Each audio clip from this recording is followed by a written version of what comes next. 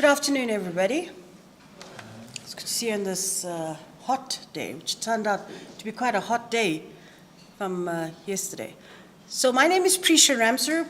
I am the director of the Center for Researching Education and Labor, the University of Witwatersrand, and we welcome all of you here this afternoon to the seminar, and hi to everybody that's joining us online. Kate, are they active online? Great. So it is streaming live on YouTube, and you will find it. You'll find the seminar on the real YouTube channel. Is it called? Yeah. I know To's been trying to teach me these things for a long time. The real YouTube channel after the seminar today. So we, as Real, are very pleased to be hosting Michael for this week and some of next week. We have followed his work in Germany, and he has a strong relationship with different people from the center. He and Stephanie have worked together and known each other for a long time. But for those of you that don't know Michael Gessler, and I'm probably saying that incorrectly, Michael, say it for me. Michael is fine. Michael is from Bremen University in Germany. He is a research professor and a research chair of technical and vocational education and training at Bremen.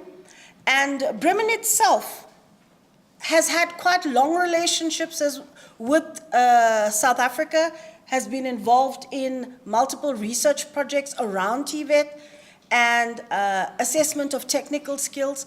And Michael, in terms of, is a very widely renowned researcher around the German dual VET system. So we were very pleased that he made himself available. Where we are, Michael, we all hear about the German dual VET all the time, as I'm sure you know. And we know that you've conducted research in Germany, as well as in multiple different countries around the world, around dual VET. So we're very eagerly awaiting some of your perspectives on some of these things. So a huge welcome from us to Real, and we're looking forward to this afternoon.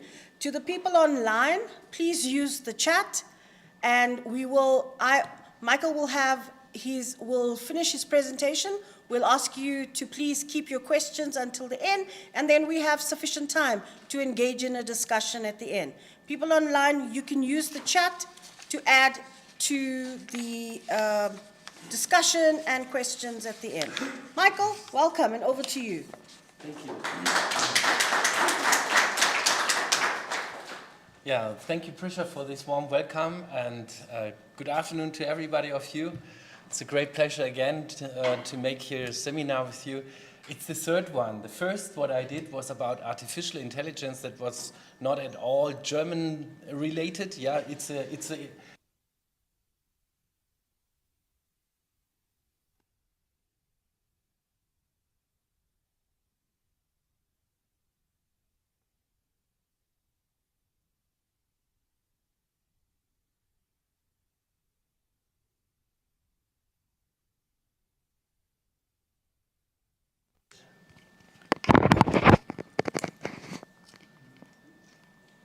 So that had already a German bias, yeah, and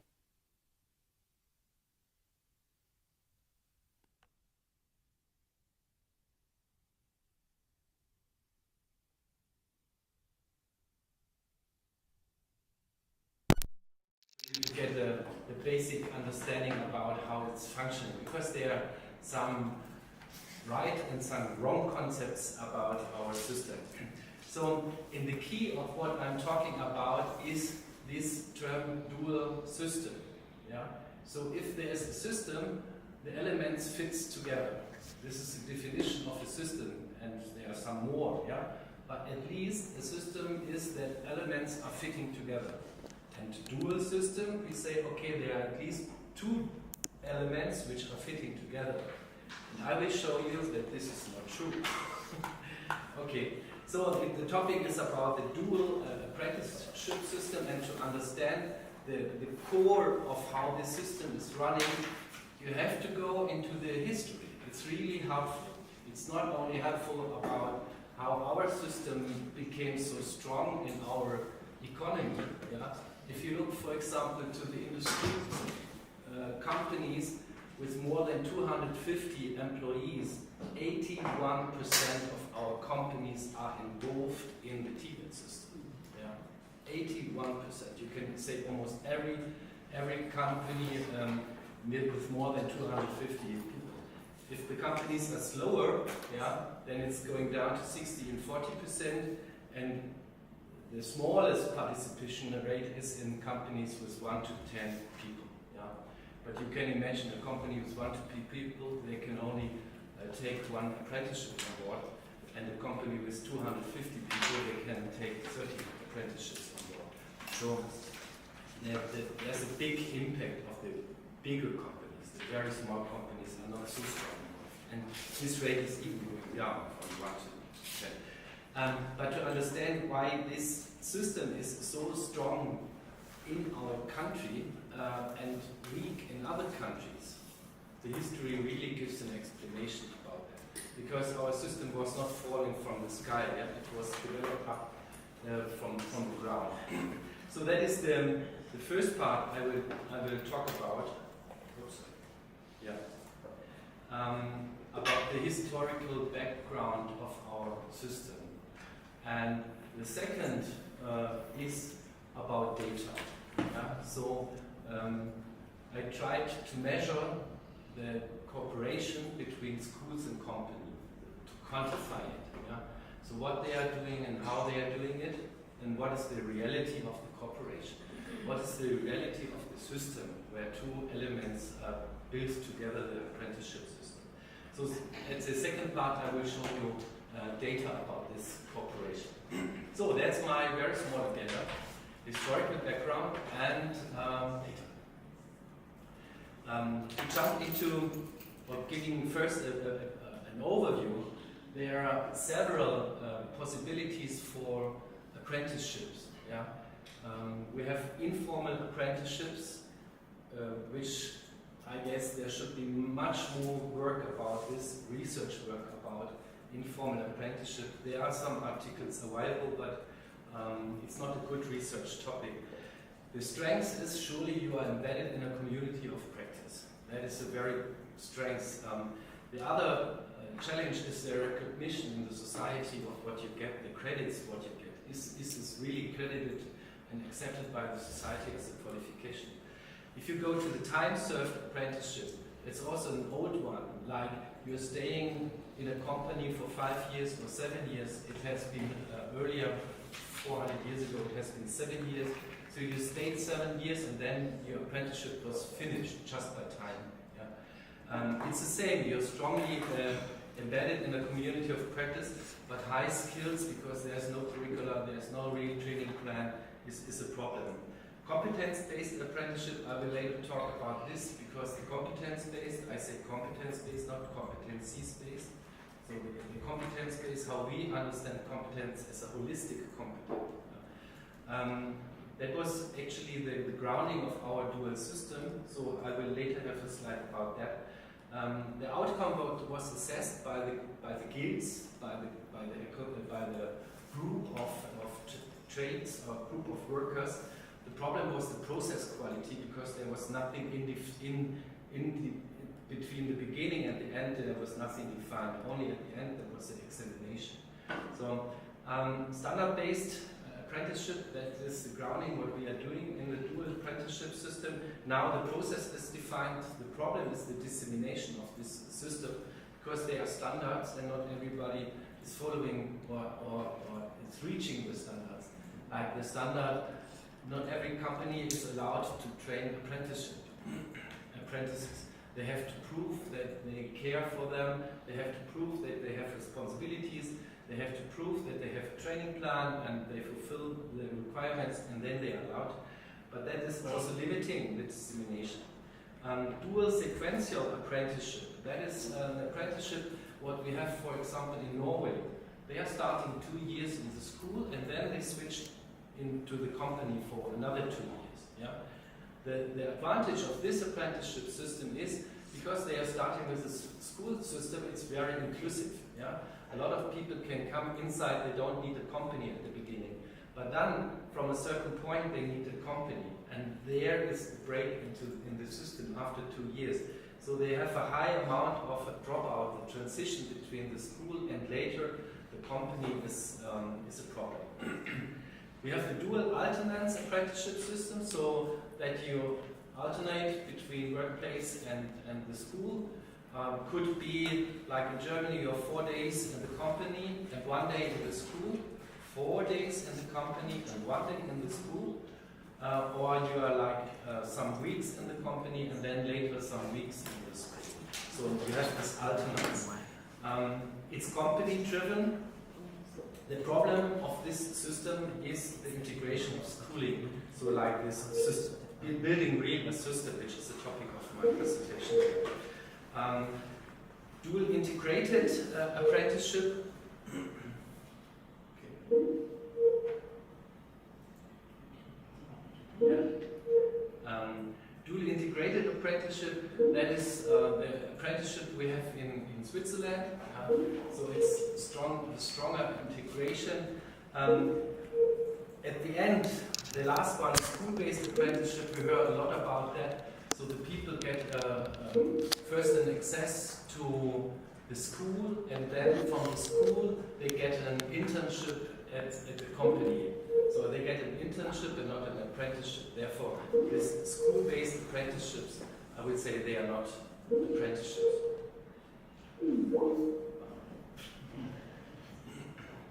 Okay, so that's a bit of an overview. But what I want to say with this slide is, if you take the one apprenticeship or the other, if you take a standard-based, a competence-based, a dual alternance, dual sequential, yeah, all of these models have their strengths and all of these models have their challenges. Yeah? So our model is the challenge to integrate companies and schools. So starting with the competence-based apprenticeship, so now I'm in this historical part. Yeah? We call it Apprentice-Lehrling, and this, or today we say Auszubildender. So these persons in the craft sector, they stayed in the house of master craftsmen. So they were part of the family, and the person who trained them had also, by official, the power of reacting like a father. Yeah? So they were also educating them in behavior, not only in skills and technical skills. So there was no curriculum, there was no training contract, there was no formal education available, because there was no formal education for the society existing there, no wages. So there's a lot of no, what is not existing, but there's also something which was existing. They were embedded, really embedded in the community of practice, and there was the final examination where other crafts looked on what a person can do and show, is he able to solve classical problems, tasks of the trade. So the guilds were the central in this system because they controlled also the products on the labor market, so they were responsible for the quality of the work, and they were also responsible for the behavior of the people. And in that time they said, you are honorable, an occupation is an honorable member of an honorable occupation, as skilled worker. So from this Middle Ages system, we went into a big crisis in the 19th century, and not only our system, all our systems around in Europe as well. The French system, the British system, all systems went to this crisis because this crisis was stimulated by an idea of liberalization, about freedom of trade, which actually was very early implemented in France in 1791. And with Napoleon and the war of Napoleon, this was brought also to Germany. In 1810, Prussia, which is a big country region in the north of Germany, they took over this freedom of trade. And with this freedom of trade, the power of the guilds was broken. So they took away the power of the guilds. These guilds who had responsibility for 300 years for the competence-based system, for the quality control, for the assessment at the end, they took away their power and said, now everybody can do every job without any quality control. Yeah? Only the market decides if they want you as a worker or not, but there is no training anymore needed, or there's no qualification anymore. So that was in 1810. In 1871, this became to a law for all over Germany. So not only in some regions. 1871 is actually the state of status, the start of Germany. So there, the first industrial court said, okay, the guilds have no rights. And in this early 1871 first document was already mentioned then that if an apprentice needs schooling, he should get schooling. Yeah? So it was really soft formulated, but it was already there in 1871 in the document. If it's needed, they should have the possibility to go to school. In 1876, there was a world exhibition in Philadelphia, and the people were sent there, German people from the ministry. They came back and said, we are really disappointed. The products of Germany are the worst and the baddest product from the whole exhibition. So there came, in the international comparative view, yeah, they realized, oh, with that what we have started in 1810 to destroy the structure of quality assurance and the structure of training, we really produced a problem for our economy. Our products are not competitive anymore. So in 1881 already, a very short time after that, 5 years after this recognition, they set up a law with which the guilds get partly of their power back. So this process of liberalization, of freedom of trade was stopped and pulled back. Yeah? Not pushed, pulled back. And they went back to the former structure and give the guilds partly of the power again. And in this amendment, in this Guild Act, they also talk about pupils should go to schools. In 1883, there was a strong social movement in Germany. That is why the Crown started a lot of initiative for the society to protect them. Like the Health Insurance Act started, that was the first pillar of the social insurance acts which came later. So that was one strategy to bring peace into the society by these acts. A second strategy to bring society is to make the craftsmen strong, to give them a good income, so that if they have good income, they will not make a revolution against the crown. So to re-establish the craftsman system was also from the crown an idea to protect themselves. So that went on, and 1 year later we get the Accident Insurance Act, and in 1887 there was an act in UK, a protection act. So they said every product which is coming from Germany needs the branding made in Germany, so that the people in Britain will not buy it. Yeah? So that was like a law to fight against the products from Germany. In 1989 there was an Invalid and Old Age Insurance Act, and in 1992 our scientific journal for Vocational Education and Training was grounded, as more than 100 years ago already. And a nice point which fits to this made in Germany. In 1896 Williams said, oh, made in Germany is a problematic brand, because now the people search products which have this brand made in Germany to buy them. Yeah? So we should put this branding made of Germany away. Yeah? So you see there was already an effect about this Guilds Act, about the repowering the guilds, about repowering the quality assurance, which has an impact on the production market. So, and then the story ends with 1897. There, the Craftsmen's Protection Act there the guilds get the power again under the control of the state. Because that was something the state had learned. The guilds in the Middle Ages, they were so powerful that they sometimes was initiating revolutions against the crown. Yeah? So sometimes one guild moved from one city to another and left the old city behind. So they were really powerful. So they said, we need the guilds, we need this quality assurance system, but not without control. So the solution were the chambers, because there the guilds, under the coverage of a public organization, get the power back to control the labor market. So that was the 19th century, from the crisis to the revival of the apprenticeship system, and the other countries around have not done the second step they continued the way of freedom of trade, and we made in Germany a different decision about not intensifying this idea of freedom of trade.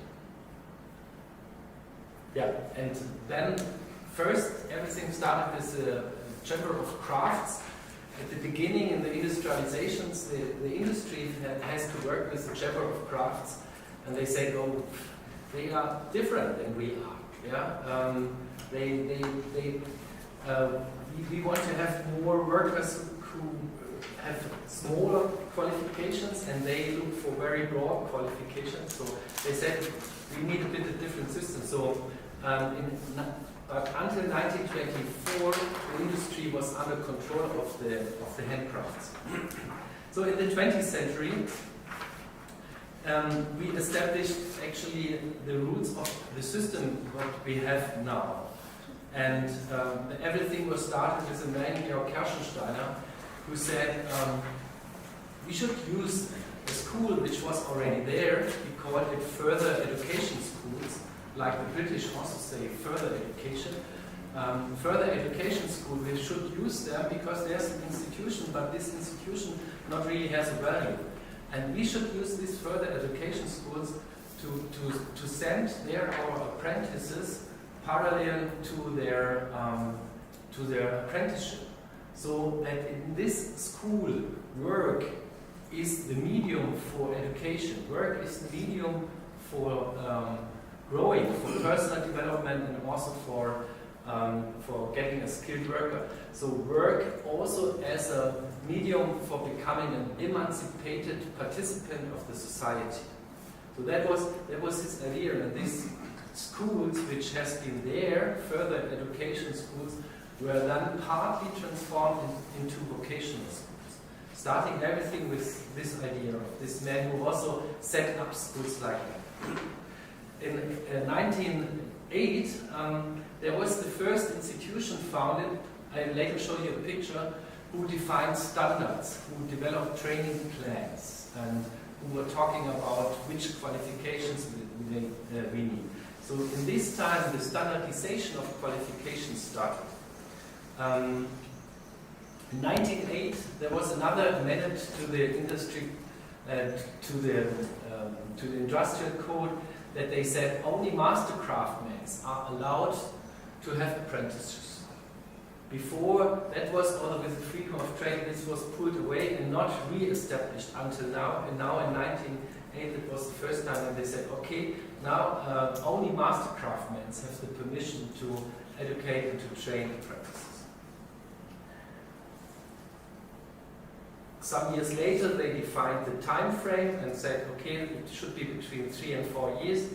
In 1919, then the education became compulsory. And these schools where the apprentices go, because until this year, the compulsory school ended with 15 years.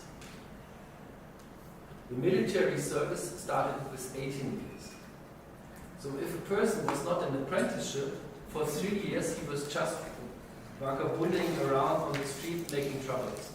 Yeah. So they said this break in between 15 and 18 we fill now with this school compulsory for everybody. So the one who are an apprentice go into the school to get the training also to be a citizen and to be a responsible person of the society with the medium of work. And the other who are not apprentices, they also have to go there, that they are not anymore on the streets and at the end, and that this lag between 15 and 18 is closed. In 1919, they started the first training courses. Machine fitter was the first actually, and training course for metalworker, bricklayers, carpenters.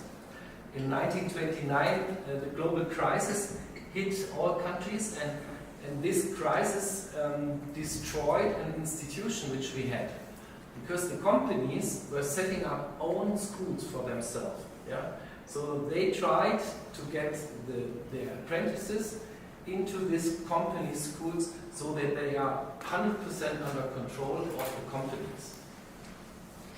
But in 29, that was too expensive. They lost their money, they lost their schools, and this idea of company schools was finished then. Yeah?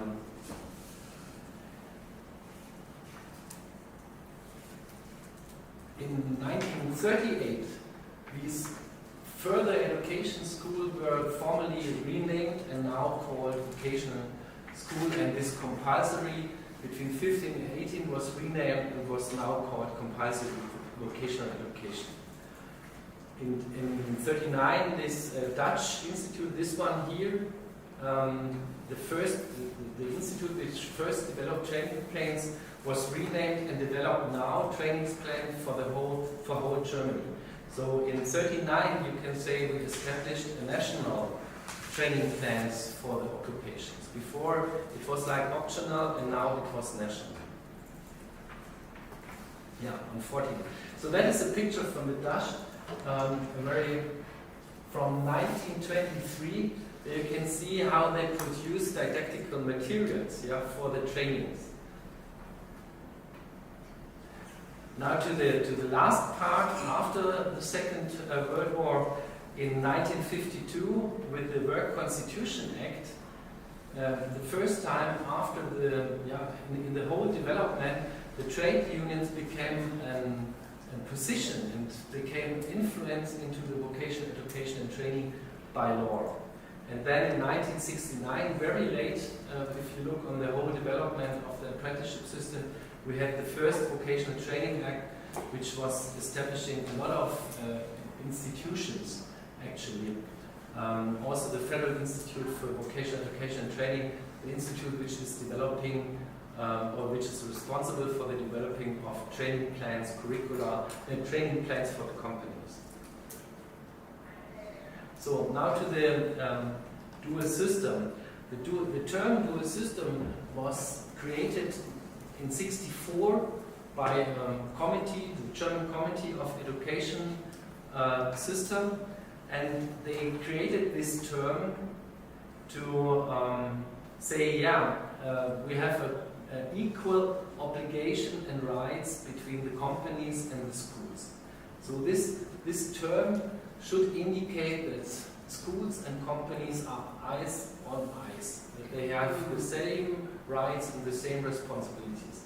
Dual system. So it was a political term to describe something which was in reality different. In '69, as I said already, the Training Act was established, and here in this Training Act, the responsibilities of the training unions were defined. In '72, there was we call it joint results log, where the company part and the Germany part, the school part, when they develop the training plan and the curriculum, how they should develop it so that both fit together. That they're not developing for their own, and at the end, each part of the system is doing what it wants. So there was defined how is the procedure that the group who is responsible for the training plans in the company and the teachers who are developing the curricula for the school, that they work together and that the curriculum is fitting together. So that was in '72. I had some master theses about where we looked on the training plan and the curricula, and we measured how good is the overlap of both. goals, or how good is it fitting together. Yeah? My expectation was it's not so high, but I was wrong. Yeah? They are fitting like 85% together, and I would say that is really a good fit. In '96 we had the curriculum reform. We throw away, we skip away from subjects in vocational schools and change to learning areas, to work problems with the focus that apprentices, pupils should learn how to solve a problem and should not learn a subject, because the problems in the workplace are not following the subject logic. Yeah? If you want to solve a problem, you need a lot of different skills to solve this problem. So we skipped away from the logic of subjects to the logic of work problems as the basic. I was talking yesterday about actually that topic. And in '97 there was a recommendation to put this, to roll it out all over Germany. And then we had 2 longer projects about supporting the schools in the transition, in the change from subject-oriented learning to work, situation, problem-based oriented learning. In 2005 we had another reformed training act, and here in this training act 2005 was defined that companies and schools cooperate with each other. And there the term was created for this kind of cooperation. In Germany we say Lernortkooperation. Also cooperation between the learning venues, cooperation between the learning venue company and the learning venue school. So here in the law it was defined they are cooperating together. So now, if we are talking about the dual system, and this conception or misunderstanding of our system is often, or it's mixed with something I would name, or also colleagues name it, dual principle or dual model. Yeah? So if we think about dual principle, dual model, it's just affecting the micro level and the meso level. So micro level is what really happens on the learning and teaching. The learning and teaching in the classroom or in projects, and the learning and teaching in the company, micro level. The dual principle, dual model also affects the meso level, the institutional level. So we have on the one side the institution company, on the other side the institution school, and how they cooperate or how they alternate with each other. But that is just the dual principle, the dual model. This is not the dual system. The dual system is that we have 2 levels higher on the exo level, that means the state level. We have 16 states in Germany. On the state level we have regulations where the state, the employers and the employees have responsibilities in their system how to steer it. And on the macro level, again, tripartite, the state, the employers and the employees together define the system and steer the system. So, and that's on this exo and macro level, in the transfer of the dual system, the countries often struggle. They have problems to establish these structures because of several different reasons. Yeah? So to rebuild a system like that on the macro, exo, meso, micro level, that is really a challenge. A challenge is already to build it on the meso and micro level, but that is where the people, when they speak about the dual system, normally think about. But the dual system is much more. It's starting really from the macro level and going into the micro level. So now, what is the characteristic of this history development, what I showed you? The first is the access, for example. If you want to go into this dual system, you need a company.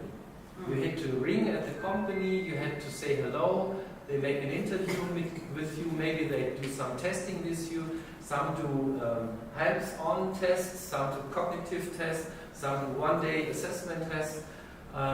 But at the end, if you find a company who gives you a training contract, then you get the school place. But the way is through the door of the company. So that means the companies are controlling who is going into the dual system, not the schools and not the state. It's just purely the companies who control it. The presence, as I said, 4 days or a bit less in the company. It's about 12 hours schooling, and the rest of the week they are in the company. So, or you can say 70% of the time is company-based and 30% of the time is school-based. Is this equal? Is this partners on eye to eye? The company part is on the excess, clearly the dominant part is on the presence, clearly the dominant part. And completion also. On the one side you complete the school, you get a school leaving certificate, but this school leaving certificate is not your trade certificate. The trade certificate is done by the chamber, and the companies are asking for the trade certificate. Maybe they also look in the school certificate, but what they want to see is a trade certificate given by the chamber, and the chamber representative is the representative of the companies. So also in the examination, the company is the leading part. So the company is the leading part in the excess, it's the leading part in the whole process, and it's the leading part at the examination at the end. That means the term dual system complete these facts and suggest partnership at eye level, which is not reality. So now some figures about, nevertheless, the idea is that companies and schools are cooperating with each other, yeah? Even if they are not equal partners. But at least, or let us say there's a big brother and a smaller brother, at least they are siblings, yeah? So they should cooperate with each other. And now some data about that. So there was in 1993 a research. There were trainers asked and teachers asked, when do you, or how often do you cooperate with your counterpart? With the teachers, how often do you cooperate with the trainers in the company, and the trainers, how often do you cooperate with the teachers in the schools? And here, for example, they say, okay, when there are learning difficulties, yeah, the trainer said, okay, in 68% of the time I'm contacting the teachers, and the teachers said 75% of the time. Or here, disciplinary problems, they say in half of the time they are contacting the counterpart. But if it's about content, it's about the core of the idea of cooperative teaching and learning, it's, the teacher said 9% and the trainer said 20%.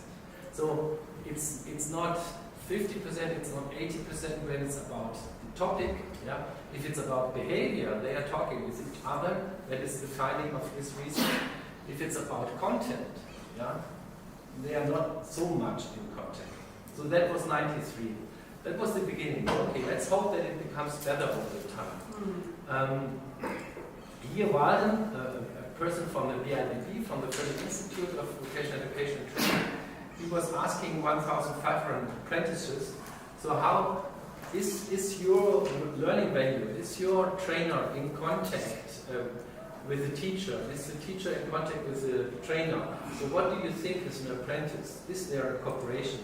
So they said 26% say no contact at all, and 31 said sporadic contact. Yeah?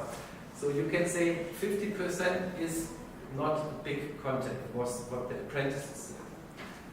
Ebbinghausen, she was also asking apprentices about the quality, and on a scale from 1, not at all, to 6, very good, in different perspective, the apprentices answered 2. Yeah? So they said very rarely, very poorly cooperation between schools and companies. And then some newer, but these were very not detailed questionnaire. They were just asking, like, do you have a regular and trustful cooperation with each other? So that was the question. And there, 38% said yes, but that also means that 69% said, 62% said no, we have no regular and no trustful cooperation. And 48% said we would like to have more cooperation.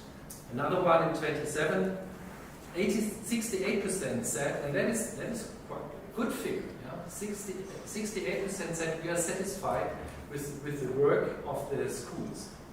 But 63% said we would like to have more communication. So there is a topic between companies and schools about how they cooperate, yeah? And there should be a focus of vocational education and training research. But this is just a questionnaire which the company was asked 1-2 questions. So the last fundamental research about this was in 2009. So it's not a topic where we're really looking on vocational education and training research. And I did it here very quick, like search term in Google, and you can see in 2004 that was the highest point when the term Lernortkooperation was used in the Google search machine, and we are now here. So if we compare it today with 2004, we can say it's only 10% of the attention which we had a lot of years ago. Yeah. What is the topic of this lack of attention? Have we solved the problem? Is now a very good cooperation between that, or what's on? Yeah. So the last research was in 2009, and therefore I set up this research where I should show you now data. My idea was not to ask apprentices, which was, I think, a good idea, yeah, but I wanted to ask the companies. So my idea was to ask the trainers in the companies, what is your expectation about, or your observation about the cooperation with the teachers, yeah? And then after I did that, I published the results, and then I was asking in the school side, I would like to do the survey with the teachers now, what they think about the trainers. And then the person responsible for the education said, oh no, we don't want that you collect data about that. So you can imagine the results I got from the companies were not the best. So we have 2,131 companies in Bremen which are involved in apprenticeship training, and 389 of them participated. So if you calculate on this base the error rate, it's okay, it's 5%. And then the next question is, I was just looking at Bremen, can we say the data which we collect in Bremen is similar, or could we look at the picture for Germany? Because it's a state, and even because it's a small city, a state, the ways are very short. Yeah? From the company to the school, it's a very short way. Yeah? Sometimes you just have to cross the street. Yeah? In big countries where you have to travel 60 kilometers to meet the people in the school, so you can expect that these results are collected in a very positive environment. Yeah? Also, the engagement of the companies in Bremen is high. So it is a positive environment for their cooperation, for cooperation between schools and companies. You can expect that in other countries, which are more flat and the distance are larger, that the results are worse. Okay? So these are probably the best case results. I set up a concept to measure collaboration. And the first is the initial cooperation. So before companies and schools start their personal cooperation, they are already coordinated through the curriculum, through the structure which says you have to go one day into the school. Yeah? So we have a coordination of the structures before the personal individual cooperation starts. Yeah? That is important. But that was not what I measured. Yeah? What I measured was then the next, I was asking, is there a coordination between the work in the company and the work in the school? Is there a cooperation, and is there a co-construction of the work? And the coordination I subdivided into corrective. So is there a coordination which tries to correct mistakes, or is there a coordination which expands the contact in the direction of cooperation? I developed items for that and measured the dimensions, and you can see the Cronbach alpha was good between 77 and 80. And to give you an idea about what is inside this cooperation, like very easy coordination, exchange of information on the professional performance of apprentices. Yeah? I think that would be a good idea between teachers and trainers to exchange information about professional performance. The second, define time slots for the availability of the contact person of the vocational schools. So if you want to communicate with somebody, you need to know when is he or she available. Very, very simple. Yeah? Another item, example, teachers visit the training companies. So they go into the companies and look there and talk there with the teacher. The next, the school invites the trainers to an open consultation day. Yeah? Another possibility to enhance coordination. Cooperation. Carry out cross-institutional learning projects. Wonderful. Yeah? That is what we want to have. That the companies and the school run together projects. Cooperation. Next, cooperation. Conduct joint events in the vocational school or in the company. So not the company is inviting or the school is inviting, they invite together. The next, training of company, tuning of company training plans and school curriculum. So that the training plan of the company and of the schools are mostly fitting together in question of content and question of time. Yeah? So that they try to find a good tuning between. Yeah? Needs cooperation. Co-construction. Trainers and teachers take part in further joint training courses. So they go together to further training. Next point, institutionalized joint working teams. Fantastic. Yeah. So we set up working teams, partly teachers, partly trainers, and they care for how to develop, how to improve the cooperation between our learning values.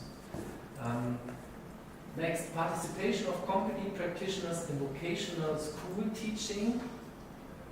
So we take people from the companies and they support the teaching in the school, bring the company into the school side. Internships of student teachers in the companies. So we already involve the companies in the education of the next generation teachers. So they were just examples. Yeah. So a lot of items like that I asked, and that is the sample. The people answered.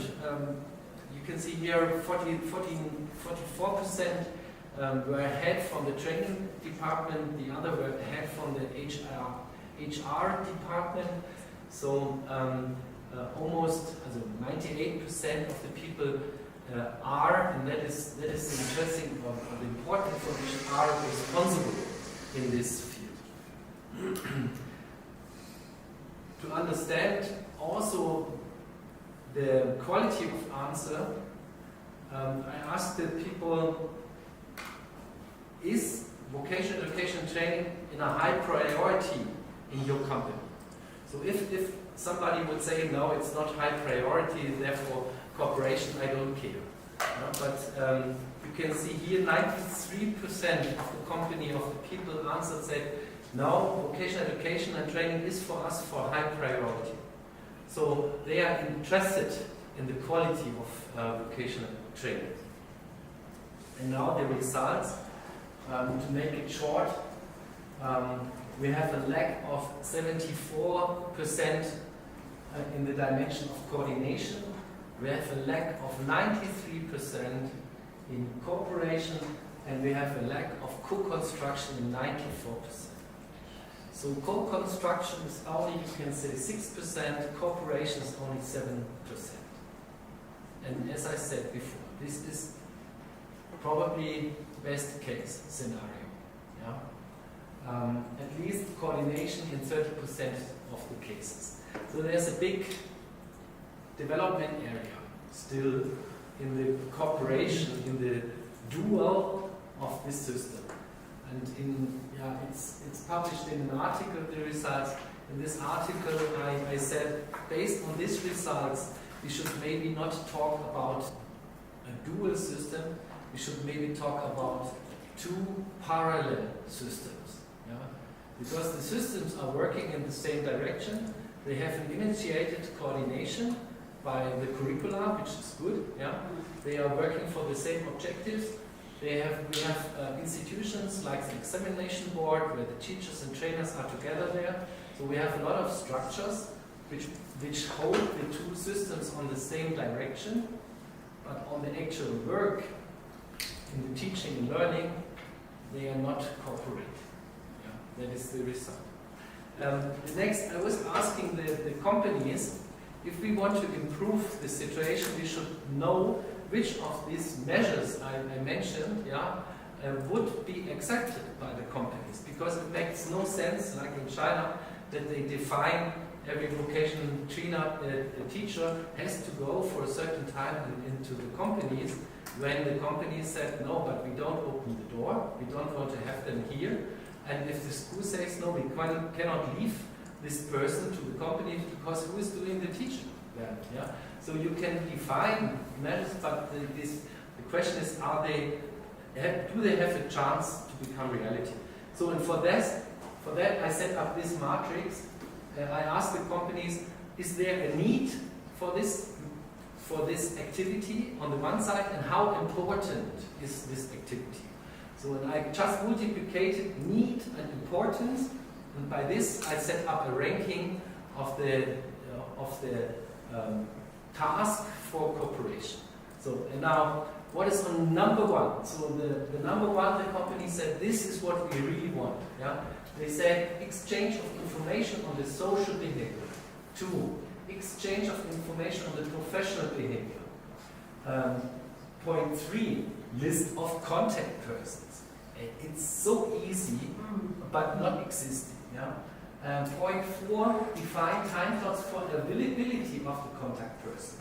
Point 5, exchange of information on the personal engagement of apprentices. 6, exchange of information on discipline and punctuality of apprentices. 7, tuning of company training plans and school curricula. 8, teachers visit in the training companies. 9, internships of student teachers in the companies. 10, carry out cross-institutional learning projects. So the first on the highest ranking, 1, 2, 3, is all about coordination. But then we also have points about cooperation, like what they say, we want to make learning projects together with the schools. This is the positive list. Then I put a cut at 3. There are also measures on the list where the company said, no, that's something what we don't want to have. Yeah? So that is now the less needed approaches. What they don't want is trainers and teachers take part in further joint training courses. They don't want to have that. Yeah? They don't want to have internships of teachers in the company. They don't want to have supervising and supporting teams of instructors and teachers who initiate and coordinate cooperative activities with a view to vocational school classes, and so on. Yeah? So there are also activities where they say we don't want to have them, and I didn't ask them. That would now a point for qualitative research to ask them why. Yeah? My expectation is they don't want to have these activities because they say they don't bring value. They are just time intensive, cost intensive, but the value is low. So, yes, final slide, and then I finish. It was clear that the situation or I showed now that the situation should be improved. Let's tell you that. Yeah, it should be improved. So who should initiate the improvement? And that is what I asked the trainers. I asked the trainers, so who should initiate the cooperation between companies and schools? And you remember what I said about the who is the big brother and who's the small brother. Yeah? This is a company-based apprenticeship system. Company-based. The companies are controlling the access, they are controlling most of the time, and they are controlling the examinations. Yeah? And on the question how to improve the cooperation, the answers of the trainers was the teachers. The teachers should care for the cooperation. Yeah. Okay, so finish here at this part, and I cannot show you the data what the teacher said because I was not allowed to collect this data in our schools. Yeah. Maybe my administrator is listening. No, she's not anymore there. We have a new one. So maybe I try again. I would be really curious to see the other side of the coin. So what are the teachers saying? And then we can maybe stimulate better cooperation. Thank you. So.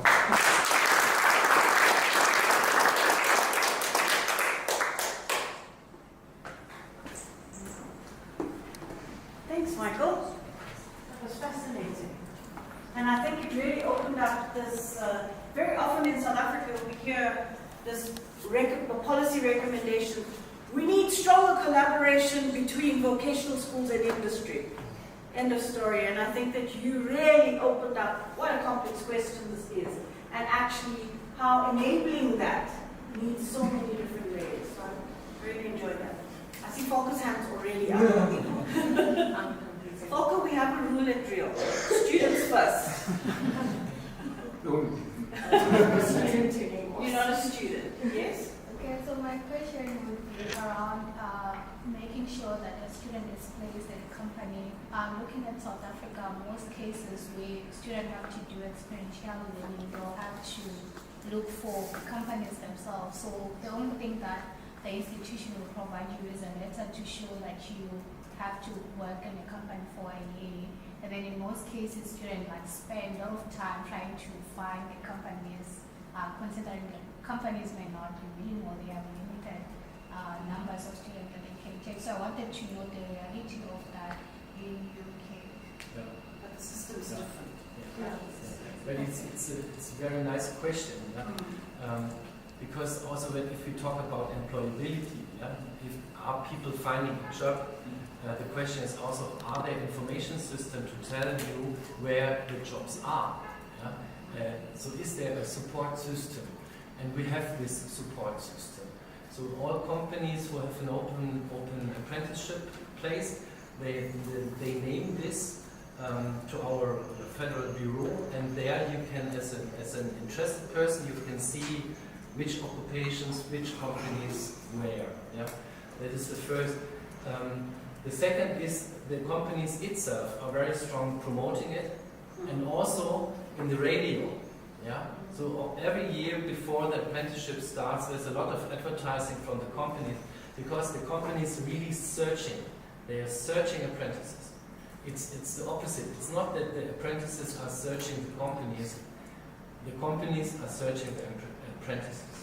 Yeah? And we have this data information system on the one side, but we have also the society support, like in television, they said now it's the time to apply, yeah? Or in radio, the companies are advertising. Yeah? So we are a good company, you can learn a lot of us, we care for our apprentices. And that's very important. Also for an apprentice also to make a decision to which company I should go. Yeah. Okay, the others. Volker? So thanks very much. That's really interesting. And I'm trying to think back. I went through an apprenticeship, but in the 90s. And I was wondering if your results, even though you actually do show a distinction by firm size, right? But you're lumping companies that are 250 employees plus together.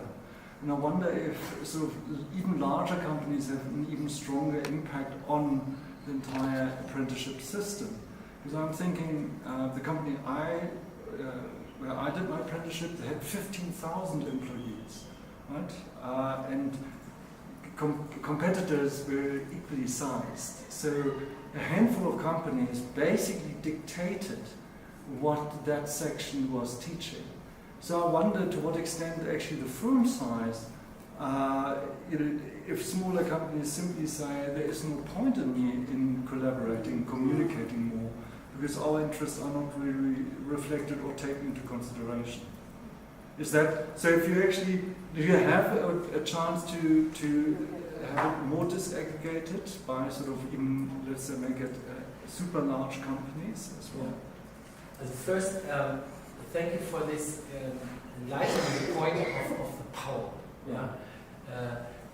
In some schools, one company is filling the whole classroom. Right. Yeah? So, for example, in Bremen, we have a very big plant of Mercedes. So there's a class which is called the Mercedes class, yeah? Because all apprentices are from Mercedes. And Mercedes has a training center, a very good, fantastic training center. So if somebody is in Bremen, I'm really pleased to show it. Yeah? And the people there are also very engaged in the cooperation with the schools. So they also do projects with the schools. There's a strong cooperation, yeah? Which is not as strong in the smaller companies. So you're absolutely right. The bigger companies, they have more power also in the question of human resources, which are available for caring for this cooperation. Yeah? Here, half of the companies have been big companies, but nevertheless the result is 94% no co-construction. Therefore, it's not necessary to divide. Yeah? there is a gap. Also with the big companies. Yeah? So not all big companies are so engaged like this positive example of Mercedes. Maybe you also had a positive example. They are, but you can say in general they are more engaged, just also because they have more resources. Yeah? It's not a question of interest, it's just a question of possibility. Okay, Naomi? So I just wanted to take you back to your point about how the companies are controlling the entrance into and the number of placement. I remember that I don't remember the exact date, but it was under the cabinet of Angela Merkel, where the cabinet actually asked employers to bring on, create more placements because they've significantly reduced it during a particular period. And so, because the way you said it initially, it sounds like, the companies have a lot of control, but they're in a tripartite agreement, and there are examples of when the state has gone to them and been like, you need to employ more, or you need to bring more people into your programs.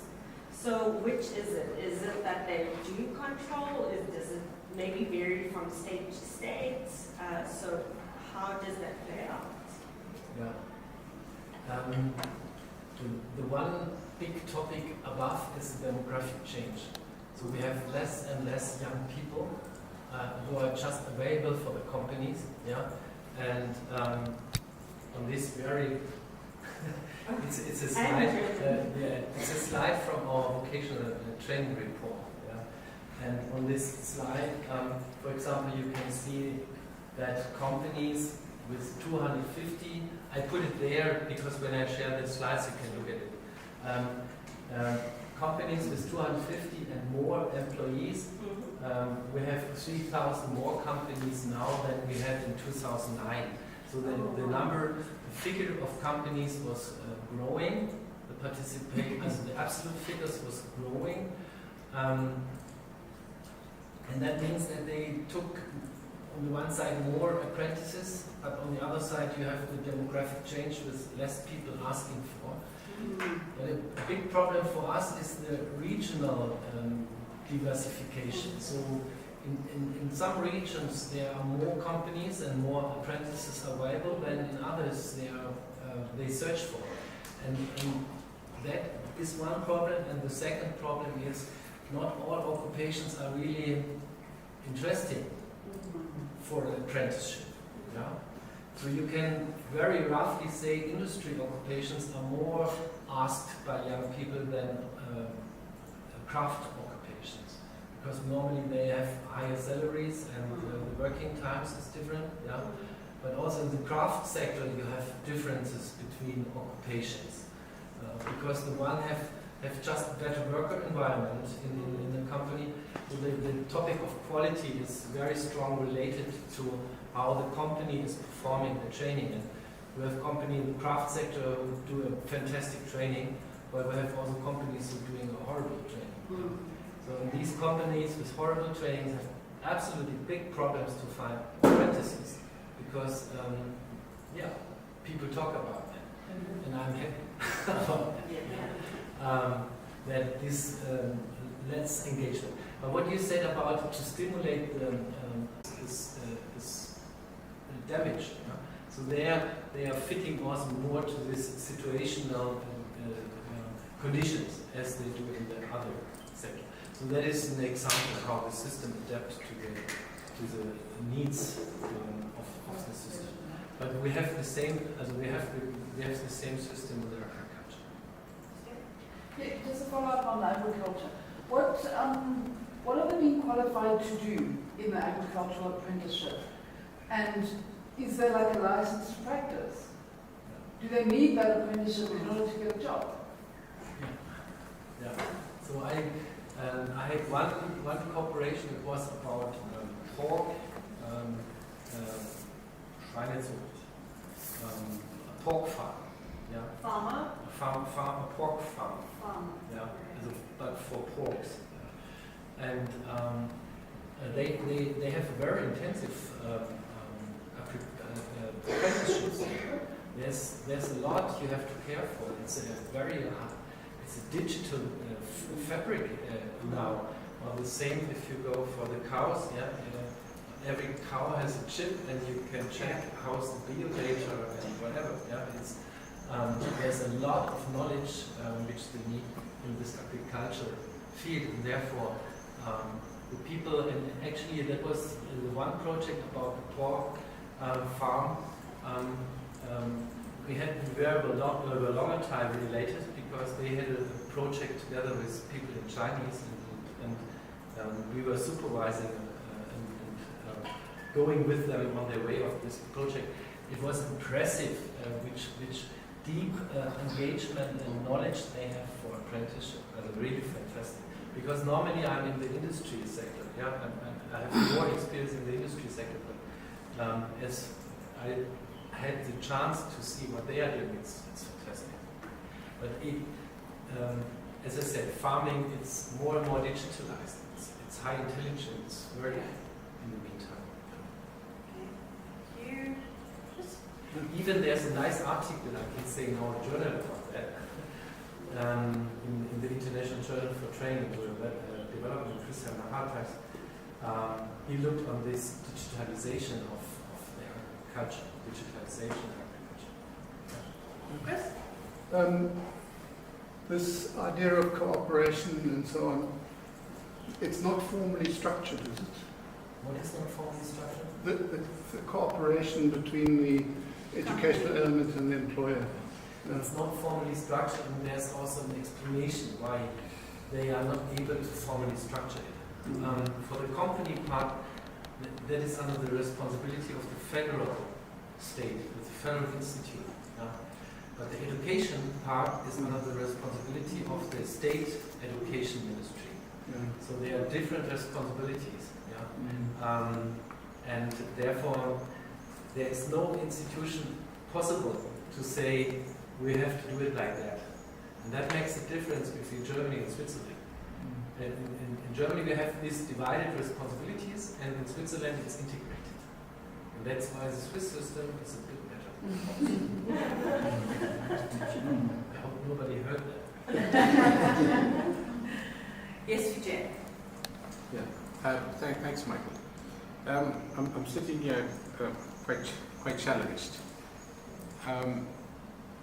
You spoke about these is different kind of the models, and the word apprenticeship is linked to each one.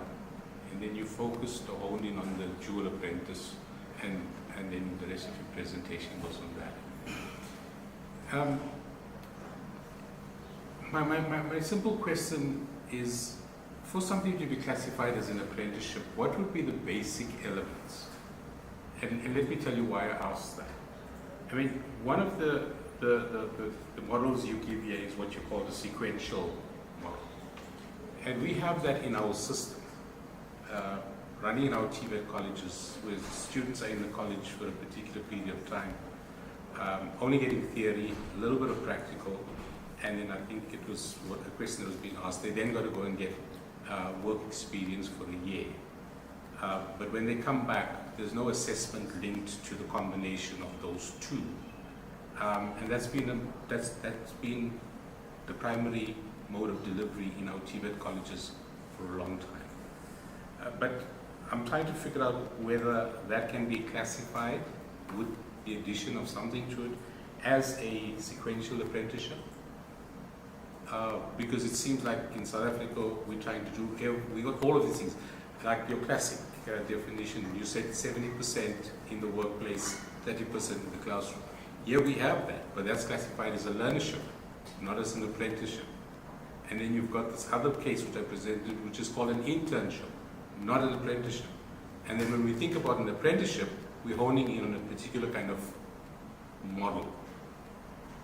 So what would the essential elements in your mind be that would constitute an apprenticeship? So going back to the first slide of the Middle Ages, to be a member of the working community, to be embedded, really embedded, to be a part of the community of practice. And in internship or in trainingship could have this quality if the company supports that. Because maybe they think, okay, there we have a trainee, he will be in 1 year our colleague, so we really engage in embedding him, yeah, so that he has a good environment. Yeah? So it could be that a training or an internship has this quality. Yeah? But in an apprenticeship, we produce this quality by an employee contract. Yeah? So the company make a contract with you and said, you are a member of my company. You are formally by a contract embedded. Yeah? And the training, and we give a commitment in this contract also that you learn that and that and that and that. We give a commitment also, wages or not wages, yeah, but we support, for us, learning has a value. That is the message of an apprenticeship contract. Yeah? So we give a value to this apprentice. In the embedding in a social, in a community of practice, which was the roots of the apprenticeship, is major. Yeah? So if we take the second criteria out of the Middle Ages, the examination, that by a peer of other skilled workers, you are accepted as a skilled worker. Not you are able to perform a task. No. You are accepted as a skilled workers in the community of skilled workers. That is something different. Yeah? Then yes, you have done this task nice. Yeah? And that is what they are doing in our practical examinations. Yeah?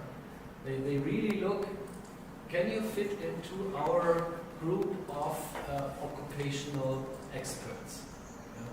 So then these points which brought up in the standard apprenticeship, yeah, that we have a training plan for the companies, and we have a curriculum for this both. But the critical point every time is the training for the company, the training plan for the company. Like 3 weeks ago, I've been in Namibia talking with a person from NIMT, which is a training center there. They're doing dual training, and I asked him, do you have a training plan for your companies, what your people should learn in the company? And he said, yes, I can show you. And he showed me. And then I said, okay, do they have to do all this? And then he said, no, that we cannot push them to yeah, but this is what we expect from them. And then they write a report and give us a feedback what they have learned. Yeah. So this is also a system what we are using, and he said he saw this in Germany and he took it over to Namibia. Yeah? So each apprentice at the end of the week have to write down what he learned or she learned. Yeah? And all these reports go then to the mentor in the company, so that he will discuss about this with the apprentices, and then these reports go in Namibia, go to the school. And there they get a feedback also from the workplace, where the people in the workplace say, so there is something where the theoretical preparation was not good. So he said he's using this to improve his school training. So this kind of standardization, yeah, a contract to formalize this embedment in a community, yeah, this examination which you don't have in a traineeship and an internship, you don't have, yeah, which makes a difference. And yeah, so it's actually, you can reduce it to some key figures, and I would say it's a key figure for the inclusion, and a key figure for the process and for the final. Yeah. So include into a community standardization of how is learning going out, and then at the end how to finish this. And if we could agree on at least 3 short points of that, it would be great. There's from the European Commission is a framework about quality of apprenticeship, where they have defined 22 or something criteria, which makes how an apprenticeship should be. And there's another one with about 5 or 6 criteria from ILO. So they are frameworks which are wider than what I said, but from my point in another, as you have also been an apprenticeship, yeah, for me it was also very important the change between the school environment and the company environment, yeah, because you have there 2 identities, and this identity adaptation to different contexts, yeah, is stimulating an immense personal development. That you're not just in one context, you have to learn the rules of contexts, because you're switching between contexts. And that is, in an internship, you're not going so deep and so intensive. I've been 1.5 years in the company as an apprentice. Yeah?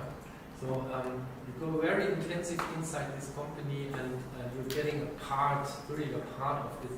It's a kind of socialization that's happening. Yeah? And as well, also the secondary qualities like behavior, social behavior, discipline, being reliable, everything what you need in the workplace.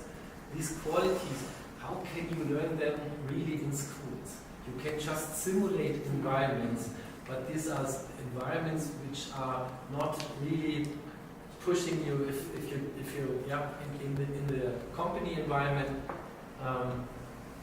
Also these not technical skills are learned by socialization very strongly.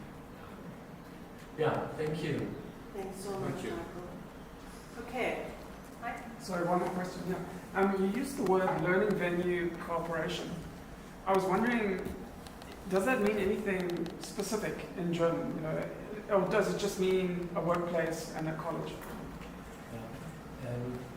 It is the word-to-word translation from the German word Lernerkooperation, which is written in our law. Yeah? And we have a bit of problem to translate it. And there was like a first generation of learning venues when we said there's a learning venue company and there's a learning venue school. Yeah? And then we realized that that is not correct, because the company is not one learning venue. you have different learning venues in the company. You have a training center there, and then you have their workplaces, and they are totally different. Yeah, the time, the rules, the behavior in the training center in the company is different than in the work, where you have time pressure, quality, and cost. Yeah, so there we have already two different learning venues inside the company, and in the school we have also different learning venues. We have physical learning venues, we have virtual learning venues in our learning management systems. Yeah? Or if you bring the people in connection with the environment, with the society, and you do projects, yeah? Then you have different learning venue. Yeah? So also the school have different learning venues. So we opened, or we further developed the idea of cooperation between company and school to the point that we say an apprentice is in many learning venues, and these learning venues should be integrated. Yeah. Okay, Michael, I think that is really interesting. And I think you can see from the questions, it's got people thinking a lot about apprenticeships in South Africa and how we're thinking around building and strengthening the South African system. So thank you again. We made you work very hard for these 2 days. 3 seminars is a lot for anyone. I enjoyed it. It's so But thank you important. so much for how generous you are with everyone and with your experience and the work that you're doing. So we hope you're going to be still. Well, Michael will be around the next few days until next week, Tuesday. All right, we're trying to convince him to stay until Wednesday. We'll see how that I works. hope. Yes. Yeah. But thank you so much, everyone, for also joining us this afternoon. Just to note, we have another seminar next week, Wednesday. If you're available, you can join us again. But thank you so much. Oh, sorry. It's on skills formation and a just transition, and understanding whether skills ecosystems is a useful way to start to think about skills for just transitioning. Okay? So if you're interested in skills in just transitioning and skills ecosystems, we have multiple other guests that will be with us next week. If you're not on our if you didn't get the invite, it means you're not on our database. If you're not on our database, this is the lady to see. Okay? So if you didn't get the invites to these seminars.